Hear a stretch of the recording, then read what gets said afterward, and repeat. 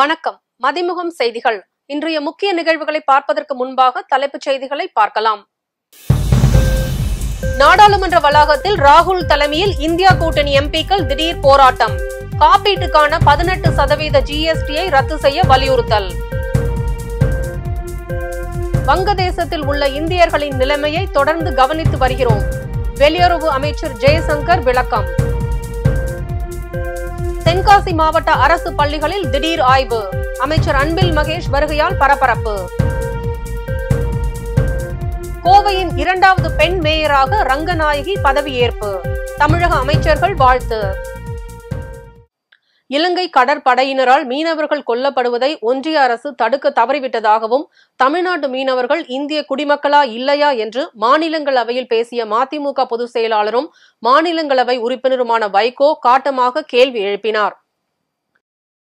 மாநிலங்களவையில் பூஜ்ய நேரத்தின் போது இலங்கை கடற்படையால் தமிழக மீனவர்கள் தாக்கப்படும் விவகாரம் தொடர்பாக வைகோ உரையாற்றினார். சில மீனவர்கள் கொல்லப்படுவதோடு எஞ்சியுள்ள சில மீனவர்கள் இலங்கை அழைத்து செல்லப்பட்டு சிறையில் அடைக்கப்படுவதாக குற்றம் சாட்டினார். கடந்த 40 ஆண்டுகளில் சுமார் 875 தமிழக மீனவர்கள் இலங்கை கடற்படையால் கைது செய்யப்பட்டதோடு கொலையும் செய்யப்பட்டு இருப்பதாக கூறினார். தற்போது 83 தமிழக மீனவர்கள் இலங்கை சிறையில் இருப்பதாக கூறிய வைகோ, பிரதமர் மோடியையும் வெளியுறவு அமைச்சரையும் தான் பலமுறை சந்தித்து இந்த பிரச்சனையை தான் முன்வைத்ததாக கூறினார். மேலும் தமிழ்நாட்டு மீனவர்கள் இந்திய குடிமக்களா இல்லையா என்று கேள்வி எழுப்பிய வைகோ, அவர்கள் இந்திய குடிமக்களாக இந்த நாடு கருதுமே, ஆனால் இந்த கொடுமைகளை தடுக்க என்ன நடவடிக்கை எடுத்திருக்கிறீர்கள் என்றும் ஒன்றிய அரசை நோக்கி காட்டமாக கேள்வி எழுப்பினார். I met the Prime Minister. I represented the matter. Twice I met the External Affairs Minister, and he also told me we are really worried. We are trying to improve the situation. I said, when in our territorial waters they come and attack and kill, and the bodies are floating in the seas, means I want to know whether these Tamil Nadu fishermen are citizens of India or not. If they are citizens of India, what you are doing? What is your name? Thank you, Honorable Vaiko. இதனிடையே வைகோ தமது பேச்சை முடிக்கும் முன்னரே அவரது mic இணைப்பு துண்டிக்கப்பட்டது. ஆனாலும் வைகோ சில நிமிடங்கள் தொடர்ந்து தமது கருத்தை முன்வைத்தார். இந்த கருத்துக்கள் சபை குறிப்பில் இடம்பெறாது என சபை தலைவர் தெரிவித்தார். இதனால் மாநிலங்களவையில் சில நிமிடங்கள் பரபரப்பு நிலவியது. நாடாளுமன்ற வளாகத்தில் எதிர்க்கட்சி தலைவர் ராகுல் காந்தி தலைமையில் இந்தியா கூட்டணி எம்பிக்கள் போராட்டத்தில் ஈடுபட்டனர். ஆயுள் மற்றும் மருத்துவ காப்பீடு மீதான GST-ஐ ரத்து செய்ய கோரி இந்தியா கூட்டணி எம்பிக்கள் ஆர்ப்பாட்டம் நடத்தினர். உயிர்காக்கும் மருத்துவ காப்பீட்டு திட்டங்களுக்கு 18% GST வரியை விதித்துள்ள ஒன்றிய பாஜக அரசுக்கு எதிராக நாடாளுமன்ற வளாகத்தில் நுழைவாயில் முன்பு ராகுல் காந்தி தலைமையில் இந்தியா கூட்டணி எம்பிக்கள் ஆர்ப்பாட்டத்தில் ஈடுபட்டனர். மருத்துவம் மற்றும் உடல்நல காப்பீடு மீதான வரியை ரத்து செய்ய வேண்டும் என்ற வாசகங்கள் அடங்கிய பதாகைகளை ஏந்தியபடி அவர்கள் முழக்கமிட்டனர்.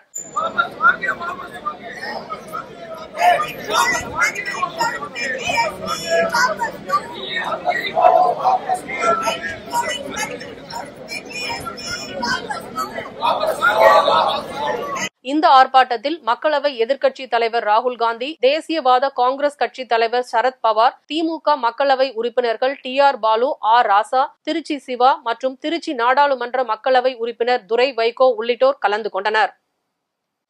தென்காசி மாவட்ட அரசு பள்ளிகளில் அமைச்சர் அன்பில் மகேஷ் பொய்யாமொழி முன் அறிவிப்பின்றி ஆய்வு மேற்கொண்டது பரபரப்பை ஏற்படுத்தியது. திருநெல்வேலியில் இருந்து 2019ஆம் ஆண்டு பிரிக்கப்பட்டு புதிய மாவட்டமாக அறிவிக்கப்பட்ட பின்னர் தற்போது தென்காசி மாவட்டத்திற்கான பல்வேறு புதிய கட்டிட பணிகள் தமிழக அரசின் மூலம் நடந்து வருகின்றன. அந்த வகையில் தென்காசி நகரின் மத்திய பகுதியில் அமைந்துள்ள ICI அரசு ஆண்கள் பள்ளி வளாகத்தில் சுமார் ரூபாய் 5 கோடி மதிப்பீட்டில் மாவட்ட நூலக மைய கட்டிடம் கட்டப்பட்டு வருகிறது. இந்நிலையில் பள்ளி கல்வித்துறை அமைச்சர் அன்பில் மகேஷ் பொய்யாமொழி எந்தவித முன் அறிவிப்பும் இன்றி அரசு பள்ளியில் ஆய்வு மேற்கொண்டார். அங்கு கட்டப்பட்டு வரும் கட்டிடங்களையும் வகுப்பறைகளையும் பார்வையிட்ட அவர் மாணவர்களை சந்தித்து கலந்துரையாடினார். ஆசிரியர்களின் கற்பிக்கும் திறனை ஆய்வு செய்த அமைச்சர் அவர்களுக்கு முக்கிய அறிவுரைகளையும் வழங்கினார். தொடர்ந்து மாணவர்களோடு மாணவராக அமர்ந்து ஆசிரியர் நடத்திய பாடங்களையும் உன்னிப்பாக அமைச்சர் அன்பில் மகேஷ் பொய்யாமொழி கவனித்தார். மேலும் தென்காசி மாவட்டத்தில் எந்த ஒரு முன் அறிவிப்பும் இல்லாமல் பள்ளி கல்வித்துறை அமைச்சர் அரசு பள்ளிகளில் ஆய்வு பணி மேற்கொண்டது கட்சி நிர்வாகிகள், ஆசிரியர்களிடம் பெரும் பரபரப்பை ஏற்படுத்தியது. வங்கதேச விவகாரத்தில் இந்தியாவின் நிலைப்பாடு குறித்து மாநிலங்களவையில் வெளியுறவு அமைச்சர் ஜெய்சங்கர் விளக்கம் அளித்துள்ளார். இது தொடர்பாக மாநிலங்களவையில் உரையாற்றிய ஜெய்சங்கர், வங்கதேசத்தில் உள்ள இந்தியர்களின் நிலைமையை தொடர்ந்து உன்னிப்பாக கவனித்து வருவதாகவும், வங்கதேசத்தில் ஷேக் ஹசீனா பதவி விலக கோரி மாணவர்கள் போராட்டம் நடத்தினார்கள் என்று கூறினார். வங்கதேசம் மற்றும் இந்தியா ஆகிய இரண்டு நாடுகளும் பல ஆண்டுகளாக நட்பு நாடாக உள்ள நிலையில் வங்கதேசத்தில் வன்முறை வெடித்து நிலைமை மோசமானதால் ஹசீனாவின் விமானம் இந்தியா வர அனுமதித்தோம் என்றார். வங்கதேசத்தில் நடந்த வன்முறையில் சிறுபான்மையினர் தாக்கப்பட்டனர். வங்கதேசத்தில் உள்ள இந்தியர்களில் 9000 பேர் மாணவர்கள் என்று அமைச்சர் ஜெய்சங்கர் விளக்கம் அளித்துள்ளார். வங்கதேசத்தில் சட்டம் ஒழுங்கு நிலைமையை இந்தியா கூர்ந்து கவனித்து வருகிறது. வங்கதேசத்தில் இடைக்கால அரசு அமைவது குறித்து பேச்சுவார்த்தை நடந்து வருகிறது என்று கூறியுள்ளார். கோவையின் 2வது பெண் மேயராக பதவி ஏற்றுக்கொண்ட ரங்கநாயகிக்கு தமிழக அமைச்சர்கள் KN நேரு மற்றும் முத்துசாமி வாழ்த்து தெரிவித்தனர். கோவையின் முதல் பெண் மேயராக இருந்த கல்பனா ஆனந்த்குமார் கடந்த சில நாட்களுக்கு முன்னர் உடல்நிலை குறைபாடு காரணமாக தனது பதவியை ராஜினாமா செய்தார். இதனைத் தொடர்ந்து கோவையின் 2வது பெண் மேயராக ரங்கநாயகி ஏகமனதாக தேர்ந்தெடுக்கப்பட்டார். மேலும் தமிழக அமைச்சர்கள் KN நேரு, முத்துசாமி ஆகியோர் முன்னிலையில் அதற்கான கோப்புகளில் கையெழுத்திட்டு கோவையின் 2வது பெண் மேயராக பதவியேற்றுக் கொண்டார். தொடர்ந்து தமிழக அமைச்சர்கள், கவுன்சிலர்கள், திமுக பொறுப்பாளர்கள் பூங்கொத்து கொடுத்து வாழ்த்துக்களை தெரிவித்தனர். இதனைத் தொடர்ந்து செய்தியாளர்களிடம் பேசிய ரங்கநாயகி கூறியதாவது: தன்னை மேயராக ஆக்கிய திமுக கழகத்திற்கு அயராது பாடுபடுவேன் எனவும், கோவையின் தேவைகள் என்னென்ன என்பதை கேட்டறிந்து உடனடியாக அவற்றை நிவர்த்தி செய்ய பாடுபடுவேன் என்றார். தமிழக அரசு உயர்த்தியுள்ள கட்டிட அனுமதிக்கான கட்டண உயர்வை ரத்து செய்ய வேண்டும் என்று பன்னீர்செல்வம் கோரியுள்ளார். இது தொடர்பாக அவர் வெளியிட்டுள்ள அறிக்கையில், தற்போது தமிழகத்தில் அனைத்து விதமான கட்டிட அனுமதிக்கான கட்டணங்களும் 2 மடங்கிற்கும் மேலாக உயர்த்தப்பட்டுள்ளன. அரசின் இந்த நடவடிக்கைகள் காரணமாக ஏழை நடுத்தர மக்கள் பாதிக்கப்படுவார்கள். இந்த கட்டண உயர்வு அனைத்தையும் பொதுமக்கள் மீது சுமத்துவதை தவிர கட்டுமான நிறுவனங்களுக்கு வேறு வழி இல்லை. ஒரு வீட்டிற்கு கூடுதலாக குறைந்தபட்சம் ரூபாய் 20 லட்சம் செலவழிக்கும் நிலைக்கு தள்ளப்பட்டுள்ளனர். சீரமைப்பு என்று சொல்லிக்கொண்டு மக்கள் மீது கூடுதல் நிதியை சுமத்துவது நியாயமற்ற செயல் என்றும், மக்களை துன்புறுத்தாமல் அவர்களிடம் இருந்து வரியை பெற்றுக்கொண்டு அவற்றை கொண்டே மக்களுக்கு நல்லது செய்ய வேண்டும் என கூறினார். எனவே முதல்வர் இதில் உடனடியாக தலையிட்டு தற்போது உயர்த்தப்பட்டுள்ள கட்டிட அனுமதிக்கான கட்டணத்தை உடனடியாக ரத்து செய்ய வேண்டும் என்று பன்னீர்செல்வம் கோரிக்கை விடுத்துள்ளார். சாதிவாரி மக்கள் தொகை கணக்கெடுப்புக்கு ஆதரவாக அனைத்து சமூகங்களும் ஒன்று திரள வேண்டும் என பாமக நிறுவனர் ராமதாஸ் தெரிவித்துள்ளார். இது தொடர்பாக அவர் வெளியிட்டுள்ள அறிக்கையில், சமூக நீதியை பொறுத்தவரை தமிழ்நாடு இருண்ட காலத்தை நோக்கி பயணித்துக் கொண்டிருக்கிறது. சமூக நீதியில் தமிழ்நாடு பெருமைப்பட்டுக் கொள்ளும் விஷயம் இந்தியாவில் எந்த மாநிலத்திலும் இல்லாத வகையில் 69% இடஒதுக்கீட்டை அனுபவித்துக் கொண்டிருக்கிறோம் என்பதுதான் உண்மை. ஏனெனில் சாதிவாறு கணக்கெடுப்பு நடத்தி 69% இடஒதுக்கீட்டை உறுதி செய்ய வேண்டும் என்று 2010ஆம் ஆண்டில் உச்சநீதிமன்றம் அளித்த தீர்ப்பை தமிழக அரசு இன்னும் செயல்படுத்தாத நிலையில் அதை எதிர்த்து புதிய வழக்குகள் தொடரப்பட்டிருக்கிறது. அவ்வழக்குகள் உச்சநீதிமன்றத்தில் விசாரணைக்கு வரும்போது எந்த நேரமும் 69% இடஒதுக்கீடு ரத்து செய்யப்படும் ஆபத்து இருக்கிறது. அதை தடுப்பதற்கான ஒரே தீர்வு சாதிவாரி கணக்கெடுப்பு நடத்தி விவரங்களை வெளியிடுவதுதான். கல்வியிலும் சமூக நிலையிலும் பின்தங்கி கிடக்கும் சமூகங்களுக்கு இடஒதுக்கீடு வழங்கப்படாதது எந்த அளவுக்கு மோசமான சமூக நீதியோ அதைவிட மோசமான சமூக நீதி அந்த சமூகங்களின் மக்கள் தொகைக்கு பொருந்தாத வகையில் இடஒதுக்கீடு வழங்குவதுதான். அதன் பயனாக தமிழ்நாட்டில் சாதிவாரி மக்கள் தொகை கணக்கெடுப்பு நடத்தப்பட்டு சமூக நீதி பாதுகாக்கப்படுவதை அனைத்து சமுதாயங்களும் உறுதி செய்ய வேண்டும் என வலியுறுத்துகிறேன் என்று குறிப்பிட்டுள்ளார். செந்தில் பாலாஜி விவகாரத்தில் அமலாக்கத்துறை வழக்கு தொடர முடியுமா என்று ED பதிலளிக்க உச்சநீதிமன்றம் உத்தரவிட்டுள்ளது. திமுக முன்னாள் அமைச்சர் செந்தில் பாலாஜி சட்டவிரோத பண பரிமாற்ற தடை சட்ட வழக்கில் அமலாக்கத்துறையால் கடந்த ஆண்டு ஜூன் 14ஆம் தேதி கைது செய்யப்பட்டார். அவருக்கு இதய பைபாஸ் அறுவை சிகிச்சை மேற்கொள்ளப்பட்ட பிறகு சென்னை புழல் சிறையில் அடைக்கப்பட்டார். 1 வருடத்திற்கு மேல் ஆகிவிட்ட நிலையில் செந்தில் பாலாஜிக்கு இன்னும் ஜாமீன் கிடைக்கவில்லை. ஜாமீன் கேட்டு சென்னை மாவட்ட முதன்மை அமர்வு நீதிமன்றம், உயர்நீதிமன்றம், உச்சநீதிமன்றங்களில் ஏற்கனவே மனு தாக்கல் செய்த போதிலும் அவை தள்ளுபடி செய்யப்பட்டுவிட்டன. இறுதி நம்பிக்கையாக 2வது முறையாக ஜாமீன் கேட்டு உச்சநீதிமன்றத்தை நாடினார். செந்தில் பாலாஜி ஜாமீன் மனு மீதான விசாரணை தொடர்ந்து நடைபெற்று வருகிறது. கடந்த முறை இவ்வழக்கு விசாரணைக்கு வந்தபோது அமலாக்கத்துறை தரப்பில் பதில் அளிக்க அவகாசம் கோரப்பட்டது. இதனால் கடுப்பான செந்தில் பாலாஜி தொடர்ந்து சிறையிலேயே வைத்திருக்க வேண்டும் என்பதற்காக அமலாக்கத்துறை தொடர்ந்து முயற்சித்து வந்தது. இதனால் விசாரணையை தொடர்ந்து இழுத்தடித்து வருகிறது என்று குற்றம் சாட்டினார். இவ்வழக்கில் நீதிபதிகள் அபய் எஸ் ஓகா, AG மஷீக் அமர்வில் இன்று மீண்டும் விசாரணைக்கு வந்தது. அமலாக்கத்துறை கோரிக்கையை ஏற்று ஜாமீன் மனு மீது விசாரணை விசாரணையை உச்சநீதிமன்றம் ஒத்திவைத்து உத்தரவிட்டது. இந்நிலையில் இன்று வழக்கு விசாரணையின் போது மாநில போலீஸ் பதிவு செய்த வழக்கு நிலுவையில் உள்ள போது இடி வழக்கு போட முடியுமா என நீதிபதிகள் கேள்வி எழுப்பினர். இந்த நிலையில் அமலாக்கத்துறை 12ஆம் தேதி பதிலளிக்க உத்தரவிட்டு செந்தில் பாலாஜியின் ஜாமீன் மனு விசாரணையை உச்சநீதிமன்றம் ஒத்திவைத்துள்ளது. கேரள மாநிலம் புஞ்சேரி மட்டம் கிராமத்தில் மக்கள் மீண்டும் குடியமர்த்தப்பட வாய்ப்பில்லை என அதிகாரிகள் தகவல் தெரிவித்துள்ளனர். கேரள மாநிலம் வயநாடு மாவட்டத்தில் நிலச்சரிவு ஏற்பட்ட சூரல்மலை, முண்டக்கை ஆகிய பகுதிகளில் இருந்தும் பாதிப்பு ஏற்பட்ட பகுதியில் இருந்து 35 கிலோமீட்டருக்கு மேல் தொலைவில் உள்ள சாலியார் ஆற்றில் இருந்தும் உடல்கள் கிடைத்த வண்ணம் உள்ளன. தேசிய பேரிடர் மீட்பு படை, கேரளா மற்றும் ராணுவ மோப்பனாய் பிரிவு, சிறப்பு மீட்பு படையினர், ராணுவத்தின் மெட்ராஸ் இன்ஜினியரிங் பிரிவு, கேரளா போலீஸ், தீயணைப்புத்துறை, வனத்துறை, தமிழ்நாட்டை சேர்ந்த தீயணைப்புத்துறை, மருத்துவ குழு, இந்திய கடற்படை, கடலோர காவல்படை என்று 12 குழுக்களை சேர்ந்த 1264 பேர் 6 பிரிவுகளாக மீட்பு பணியில் ஈடுபட்டு வருகின்றனர். நிலச்சரிவில் பலியானோர் எண்ணிக்கை 405 உயர்ந்துள்ள நிலையில் இன்று 8வது நாளாக மீட்பு பணிகள் தொடர்ந்து நடைபெற்று வருகின்றன. இந்நிலையில் கேரள மாநிலம் புஞ்சேரி மட்டம் கிராமத்தில் மக்கள் மீண்டும் குடியமர்த்தப்பட வாய்ப்பில்லை என அதிகாரிகள் தகவல் தெரிவித்துள்ளனர். நிலச்சரிவின் ஆரம்ப பகுதியான புஞ்சேரி மட்டம் கிராமம் முற்றிலும் அழிந்து போனது. நூற்றுக்கணக்கான வீடுகள் இருந்த பூஞ்சேரி மட்டத்தில் பேரிடருக்கு பின் ஒரு வீடு கூட இல்லை. இந்த கிராமத்தில் அதிகமான உயிரிழப்பு நடந்துள்ளது. பூஞ்சேரி மட்டம் கிராமம் வரைபடத்தில் இருந்தே காணாமல் போயுள்ளதாகவும் கேரள அதிகாரிகள் தெரிவித்துள்ளனர்.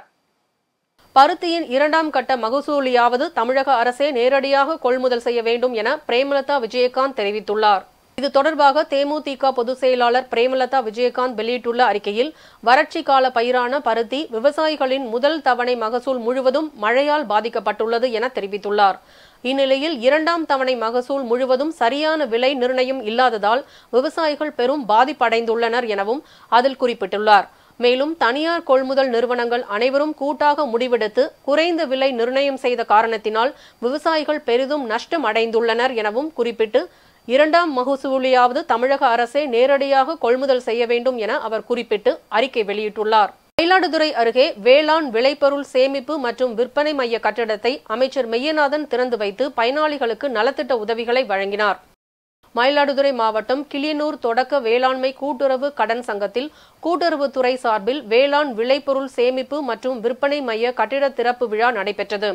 இதில் ரூபாய் 45 லட்சம் மதிப்பீட்டில் 2000 சதுர அடி பரப்பளவில் கட்டப்பட்ட இந்த கட்டிடத்தை சுற்றுச்சூழல் துறை அமைச்சர் மெய்யநாதன் திறந்து வைத்து 6 மகளிர் சுய உதவி குழுவினருக்கு தலா ரூபாய் 3 லட்சம் என மொத்தம் ரூபாய் 18 லட்சம் கடன் உதவிக்கான காசோலைகளை பயனாளிகளுக்கு வழங்கினார்.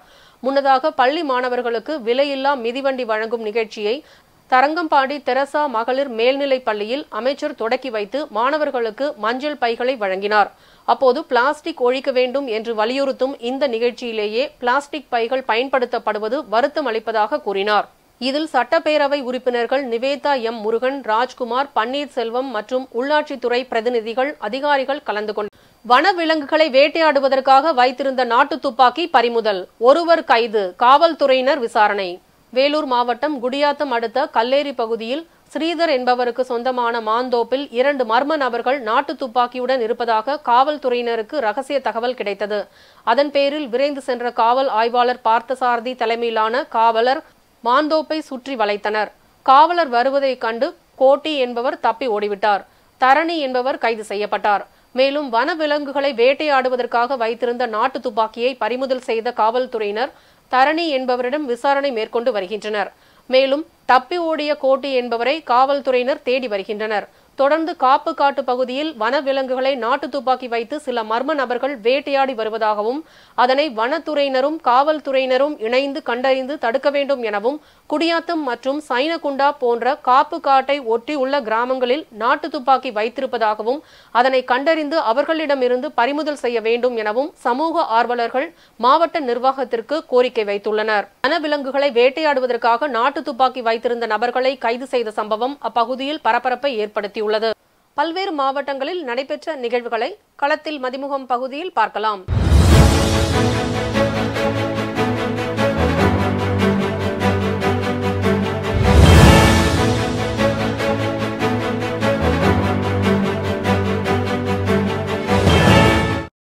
திருப்பூர் மாவட்டம் தாராபுரத்தில் தமிழ்நாடு அரசு அனைத்து துறை ஓய்வூதியர் சங்கம் சார்பில் மருத்துவ காப்பீட்டு திட்ட குளறுபடிகளை களைந்து காசில்லா மருத்துவத்தை உறுதி செய்திட வேண்டும் என வலியுறுத்தி வட்டாட்சியர் அலுவலகம் முன்பு தமிழக அரசை கண்டித்து ஆர்ப்பாட்டம் நடைபெற்றது. இந்த ஆர்ப்பாட்டத்திற்கு மாவட்ட துணைத் தலைவர் மணி வேலு தலைமை தாங்கினார். மாவட்ட பொருளாளர் ஆறுமுகம், வட்டக்கிளை தலைவர் தில்லையப்பன், வட்டக்கிளை தலைவர் மற்றும் ராஜன் ஆகியோர் முன்னிலை வகித்தனர். இந்த கண்டன ஆர்ப்பாட்டத்தின் போது புதிய ஓய்வூதிய திட்டத்தை ரத்து செய்து பழைய ஓய்வூதிய திட்டத்தை தமிழ்நாட்டில் மீண்டும் நடைமுறைப்படுத்த வேண்டும் உள்ளிட்ட பல்வேறு கோரிக்கைகளை வலியுறுத்தி 100க்கும் மேற்பட்ட அரசு ஊழியர்கள் ஆர்ப்பாட்டத்தில் ஈடுபட்டனர். தாய்ப்பால் வார விழாவை முன்னிட்டு இன்று தாராபுரம் சாரா செவிலியர் கல்லூரியின் சார்பாக ஒருங்கிணைந்த குழந்தைகள் வளர்ச்சி பணிகள் ஊழியர்கள், அரசு மருத்துவமனை செவிலியர்கள், காவல்துறையினர்கள் இணைந்து தாராபுரம் அரசு பொது மருத்துவமனை முன்பு துவக்கி வைக்கப்பட்டது.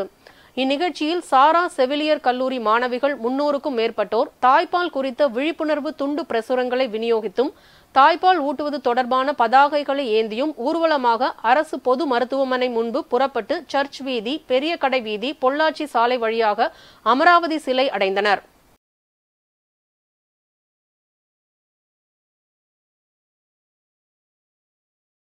மத்திய பட்ஜெட்டில் கட்டுமான துறைக்கு நிதி ஒதுக்காத மத்திய அரசை கண்டித்து மயிலாடுதுறையில் கட்டுமானம் மற்றும் மனை தொழில் கூட்டமைப்பு சார்பில் கண்டன ஆர்ப்பாட்டம் நடைபெற்றது. மயிலாடுதுறை நகராட்சி அலுவலகம் முன்பு கூட்டமைப்பின் மாவட்ட தலைவர் சுந்தரமூர்த்தி தலைமையில் நடைபெற்ற கவன ஈர்ப்பு ஆர்ப்பாட்டத்தில் கட்டட பொறியாளர்கள் மற்றும் மனை தொழில் செய்வோர் பலர் கலந்து கொண்டு கட்டுமான பொருட்களின் GST வரியை 5% குறைக்க வேண்டும், கட்டுமான துறைக்கு தனி அமைச்சகம் அமைத்திட வேண்டும், கட்டுமான பொருட்களுக்கு ஒழுங்குமுறை விற்பனை ஆணையம் அமைத்திட வேண்டும் என வலியுறுத்தி மத்திய அரசின் கவனத்தை ஈர்க்கும் விதமாக முழக்கங்களை எழுப்பினர்.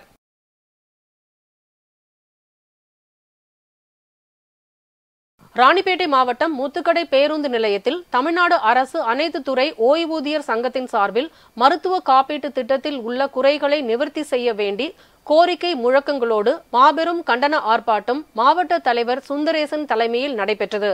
இந்த ஆர்ப்பாட்டத்தின் போது சங்கத்தின் மாவட்ட நிர்வாகிகள், உறுப்பினர்கள் என 100க்கும் மேற்பட்டோர் கலந்து கொண்டு தங்களுடைய கோரிக்கைகளை வலியுறுத்தி தமிழக அரசுக்கு எதிராக கோஷங்களை எழுப்பி கண்டன ஆர்ப்பாட்டத்தில் ஈடுபட்டனர்.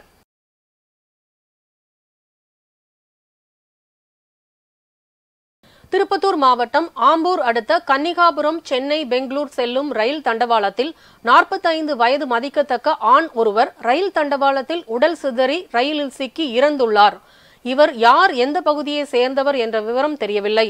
தகவல் அறிந்து ஜோலார்பேட்டை ரயில்வே போலீசார் சம்பவ இடத்திற்கு வந்து சடலத்தை மீட்டு ஆம்பூர் அரசு மருத்துவமனையில் பிரேத பரிசோதனைக்கு அனுப்பி வைக்கப்பட்டது. மேலும் இறந்தவரின் பெயர், முகவரி விசாரணை செய்து வருகின்றனர்.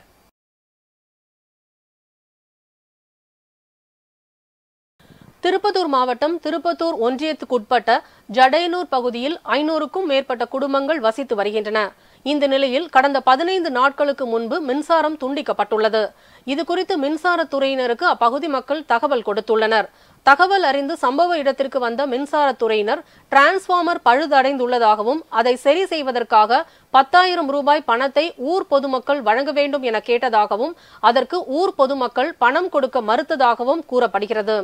இதன் காரணமாக 15 நாட்களாக மின்சாரம் துண்டிக்கப்பட்டு குடிநீர் விநியோகம் வழங்கப்படாமல் உள்ளதாக அப்பகுதி மக்கள் குற்றம் சாட்டுகின்றனர். திருப்பத்தூரிலிருந்து ஜடையனூர் செல்லும் சாலையில் பிஞ்சு குழந்தையுடன் 50க்கும் மேற்பட்டோர் காலி குடங்களை வைத்துக்கொண்டு திடீரென சாலை மறியல் போராட்டத்தில் ஈடுபட்டனர். பின்னர் இதுகுறித்து தகவல் அறிந்து சம்பவ இடத்திற்கு விரைந்து வந்த குறிசிலாப்பட்டு போலீசார் சமாதானமாக பொதுமக்கள், துறை சார்ந்த அதிகாரிகள் உடனடியாக வந்து இதற்கான தீர்வை காண வேண்டும் என கூறி தொடர்ந்து சாலை மறியல் போராட்டத்தில் ஈடுபட்டனர். பின்னர் இதுகுறித்து மின்சாரத்துறை அதிகாரிகளிடம் பேச்சுவார்த்தையில் ஈடுபட்டு உடனடியாக தீர்வு காணப்படும் என உதவி பொறியாளர் நித்யா வாக்குறுதி அளித்ததன் பேரில் அங்கிருந்து பொதுமக்கள் சாலை மறியலை கைவிட்டு கலைந்து சென்றனர். மேலும் இதன் காரணமாக 2 மணி நேரத்திற்கு மேலாக போக்குவரத்து பாதிப்பு ஏற்பட்டது. கரண்ட் வந்து இப்போ 20-25 நாளாக போகுது. 20-25 நாளாக கரண்ட் இல்லை. ஒரு நாளைக்கு கரண்ட் வந்து பீஸ் போட்டாங்கன்னாக்கா ஒரு நாளைக்கு 7 முறை பீஸ் போட்டு போகிறாங்க, போயிடுது. எங்களுக்கு கையில் அடித்து போர் தண்ணி கூட குடிக்கிறதுக்கு தண்ணி இல்லைங்க. நாங்கள் கரண்ட் இருந்தால் தான் தண்ணி, கரண்ட் இல்லைன்னா தண்ணி இல்லை. ஸ்கூல் பசங்களுக்கு 4 மணிக்கு எழுந்து சாப்பாடு செய்யணும். ஸ்கூல் பசங்களுக்கு துணி துவைக்கணும். அதுங்களுக்கு கூட அழுக்கு துணியை போட்டு அனுப்புறங்க. சாப்பாடு செய்யாத ஹோட்டலில் வாங்கி கொடுக்குறாங்க சாப்பாடு. நாங்கள் 15-20 நாள் நாங்கள் என்ன செய்யறது கிராமத்தில்? எங்களுக்கு என்ன வசதிக்குது? டைமுக்கு பஸ்ஸு, டைமுக்கு தான் பஸ்ஸு. கரண்ட் வசதி தான் நாங்கள் 2 தான் கேட்குறோம். பஸ்ஸு பஸ்ஸுங்க. அதானே எங்கள் போராட்டம். அது முடியிருக்கோம். இந்த போராட்டம் நிற்காது. வேலூர் மாவட்டம் காட்பாடி முதல் சென்னை வரையில் 130 கிலோமீட்டர் வேகத்தில் வந்தே பாரத் ரயில் இயக்க மத்திய அரசு திட்டமிட்டிருக்கிறது. அதற்காக சென்னையிலிருந்து வந்தே பாரத் ரயில் சோதனை ஓட்டம் காலை 10:30 மணிக்கு சென்னையில் துவங்கி காட்பாடிக்கு பிற்பகல் 12:30 மணிக்கு வந்தடைந்து மீண்டும் 12:45 மணிக்கு புறப்பட்டு 2:45 மணிக்கு சென்னை சென்றடையும் வகையில் இந்த ரயில் மிக விரைவாக ஓட திட்டமிடப்பட்டு சோதனை ஓட்டம் நடந்தது. சில நாட்களுக்கு முன்னர் சென்னை பீச் முதல் காட்பாடி வரையில் வந்தே மெட்ரோ ரயில் சோதனை ஓட்டம் நடைபெறுவதாக அறிவித்து வாலாஜா வரையில் அந்த ரயில் திரும்பி சென்றது. இந்த நிலையில் வந்தே பாரத் ரயில் சென்னை காட்பாடி இயக்க சோதனை ஓட்டம் இன்று நடைபெற்றது குறிப்பிடத்தக்கது. கலைஞர் நூற்றாண்டு விழாவை முன்னிட்டு திராவிட இயக்க வரலாற்றையும் கொள்கைகளையும் அடுத்த தலைமுறைக்கு கொண்டு செல்லும் வகையில் கழக துணை பொதுச் செயலாளர் கனிமொழி கருணாநிதி அவர்களின் முன்னெடுப்பில் திமுக மகளிர் அணி தொண்டர் அணிகள் சார்பில் கலைஞர் 100 வினாடி வினா போட்டி மாநிலம் முழுவதும் நடைபெற்று வருகிறது. அதன் அடிப்படையில் மண்டல அளவிலான 2ஆம் சுற்று போட்டிகள் ஒருங்கிணைந்த தருமபுரி மாவட்ட மகளிர் அணி மகளிர் தொண்டர் அணி சார்பில் 2ஆம் சுற்று வினாடி வினா போட்டி ஒருங்கிணைந்த மாவட்ட செயலாளர்கள் தடங்கம் சுப்பிரமணி மற்றும் பழனியப்பன் ஆகியோர் தலைமையில் இன்று நடைபெற்றது. இந்நிகழ்வில் மாநில மகளிர் அணி துணை செயலாளர் குமரி விஜயகுமார், தொண்டர் அணி துணை செயலாளர் ரேகா பிரியதர்ஷினி, மாநில பிரச்சார குழு செயலாளர் மாலதி நாராயணசாமி, மேற்கு மாவட்ட மகளிர் அணி அமைப்பாளர் கவிதா மற்றும் மகளிர் அணி தொண்டர் அணி நிர்வாகிகள், மாணவிகள் என பலர் கலந்து கொண்டனர். இன்றைய தங்கம் வெள்ளி விலை வழங்குவோர் அட்டிகா கோல்ட் கம்பெனி.